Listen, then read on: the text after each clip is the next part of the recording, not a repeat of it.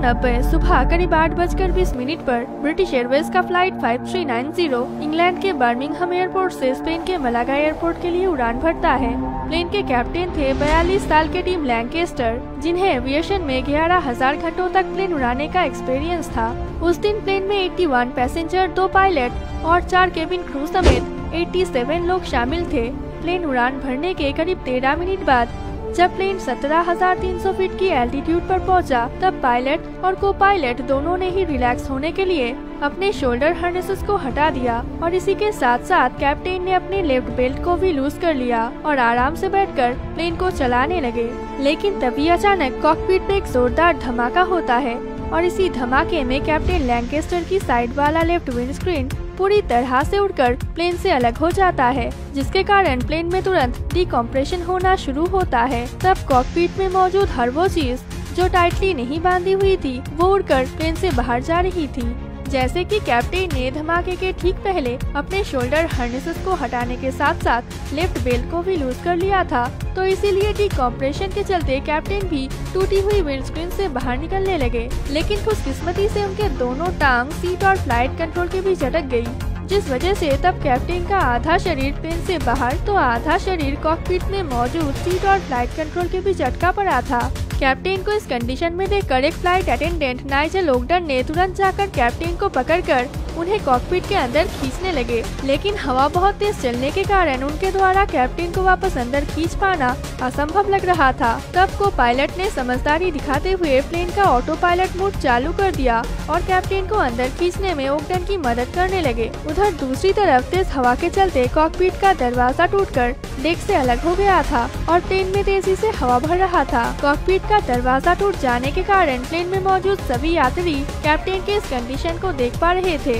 इसीलिए सभी यात्री घबरा गया और इमरजेंसी लैंडिंग का मांग करने लगा। तब प्लेन की सारी ऑक्सीजन बाहर चली गई थी, जिस वजह से प्लेन में मौजूद सभी यात्रियों को सांस लेने में प्रॉब्लम हो रही थी और प्लेन में मौजूद पैसेंजर्स के अनुसार ऑक्सीजन मास्क का संख्या बहुत ही कम था। इसीलिए को पायलट ने फ्लाइट को तेजी से डिसेंड करने लगे और एक ऐसे एल्टीट्यूड पर ले आए जहां सभी पैसेंजरों को सांस लेने लायक ऑक्सीजन मिल सके।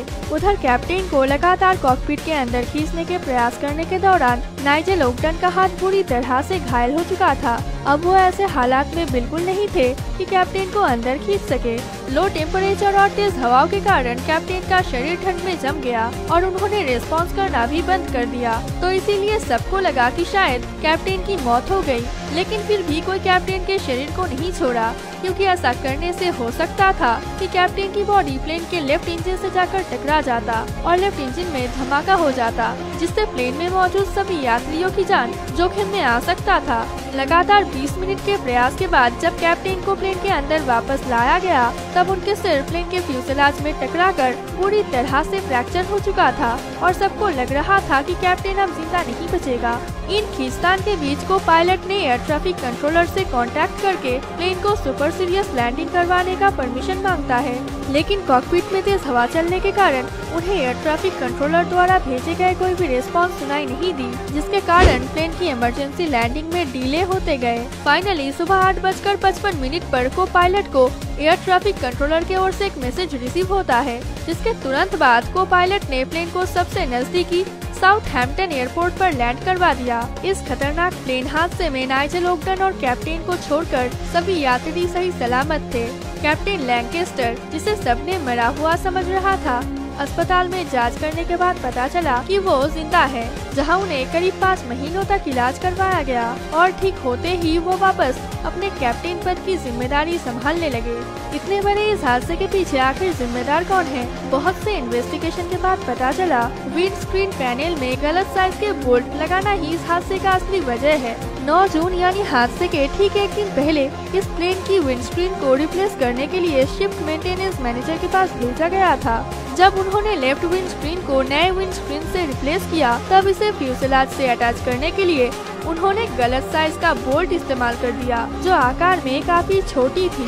इसीलिए 17,000 फीट के ऊंचाई पर उड़ने के दौरान ये विंड स्क्रीन प्लेन के अंदर और बाहर के हवा की दबाव को सहन नहीं कर सका और धमाके के साथ हवा में उड़ गया। एविएशन में कोई फ्लाइट टेक ऑफ के पहले एयरपोर्ट मैनेजमेंट की ये जिम्मेदारी होती है कि उस फ्लाइट का अच्छे से मॉनिटरिंग हो सके, मगर उस दिन फ्लाइट टेक ऑफ के पहले उस फ्लाइट पर कोई भी मॉनिटरिंग यानी चेकअप नहीं हुई थी। एयरपोर्ट मैनेजमेंट की ये लापरवाही उस हादसे के पीछे का एक और बड़ा कारण हो सकता है। तो आपको इस हादसे के पीछे किसकी गैर जिम्मेदारी नजर आती है, शिफ्ट मेंटेनेंस मैनेजर की या फिर एयरपोर्ट मैनेजमेंट की?